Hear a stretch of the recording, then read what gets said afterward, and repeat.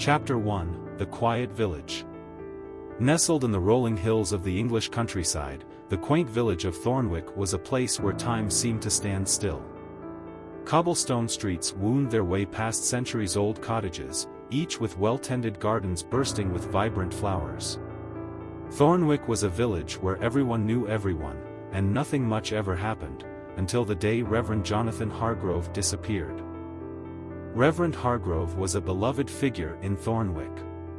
His sermons were thoughtful, his demeanor kind, and his presence comforting. The villagers trusted him with their secrets and relied on his guidance.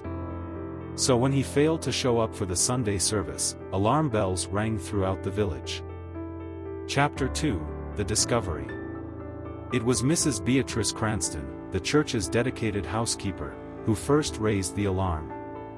She had arrived early to prepare the church, expecting to find Reverend Hargrove in his study as usual. But the study was empty, the Bible he always read from still open on his desk. His car was parked outside, but there was no sign of the vicar. The police were called, and Inspector Peter Albright arrived from the nearby town of Worley. Tall and imposing with a sharp mind, Albright was well regarded for his methodical approach to solving crimes. He began his investigation by questioning Mrs. Cranston. "Did you notice anything unusual when you arrived this morning?" Albright asked, his eyes keenly observing her. "No, Inspector. Everything seemed normal, except for the fact that Reverend Hargrove wasn't here," Mrs. Cranston replied, wringing her hands nervously. "Was there any sign of a struggle?" "No, nothing out of place at all." Albright nodded, making a mental note. "Thank you, Mrs. Cranston. I'll take it from here." Chapter 3: The Search. The village rallied together, organizing search parties to comb the surrounding countryside. They searched the woods, the fields, and even the nearby river, but there was no trace of the vicar. Days turned into weeks, and the villagers grew more anxious with each passing day. Inspector Albright, however, was not one to give up easily. He meticulously examined every aspect of Reverend Hargrove's life, looking for clues. He interviewed the villagers, one by one, hoping to find something, anything, that might shed light on the mystery. Chapter 4: The Suspects. As Albright dug deeper, he discovered that beneath the village's tranquil surface, there were secrets and tensions simmering. Several villagers emerged as potential suspects, each with their own motives and secrets. First, there was Thomas Wainwright, a local farmer who had recently had a heated argument with the vicar over a land dispute. Wainwright was known for his temper and had a history of confrontations. Then there was Emily Thornton, a young woman who had been seen arguing with Reverend Hargrove shortly before his disappearance. Emily had been involved in a scandal that the vicar had tried to resolve, and some believed she held a grudge. Another suspect was Dr. Edward Lawson, the village physician. He was a close friend of the vicar, but Albright learned that they had disagreed over the treatment of a terminally ill parishioner. Dr. Lawson's professional pride had been wounded, and he had been visibly upset after their argument. Chapter 5: The Clues.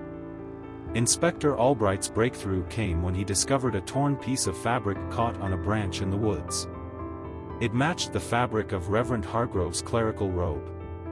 Further investigation revealed footprints leading deeper into the forest, and Albright followed the trail with growing anticipation.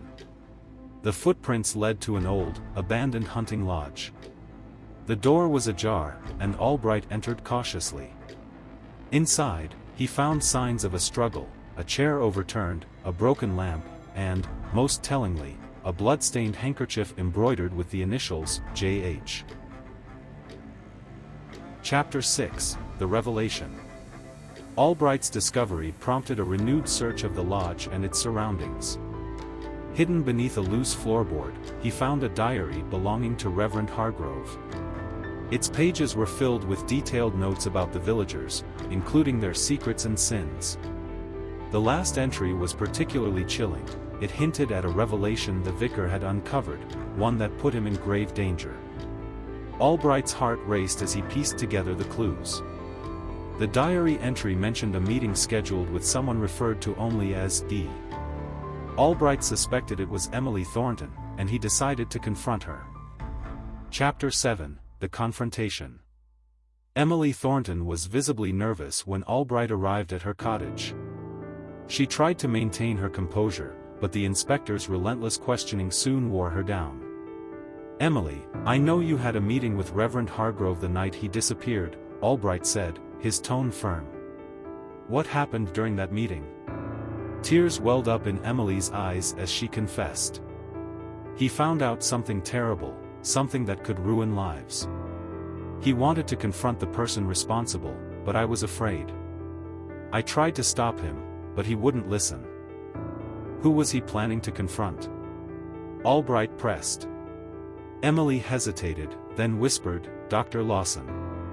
He discovered that Dr. Lawson had been overprescribing medication to some villagers and pocketing the money. Chapter 8: The Showdown. Armed with this new information, Albright confronted Dr. Lawson. The doctor initially denied everything, but when presented with the evidence, he broke down. "Yes, I did it," Lawson admitted, his voice trembling. "I was desperate for money, and I never thought it would come to this. When Jonathan found out, he threatened to expose me. I panicked.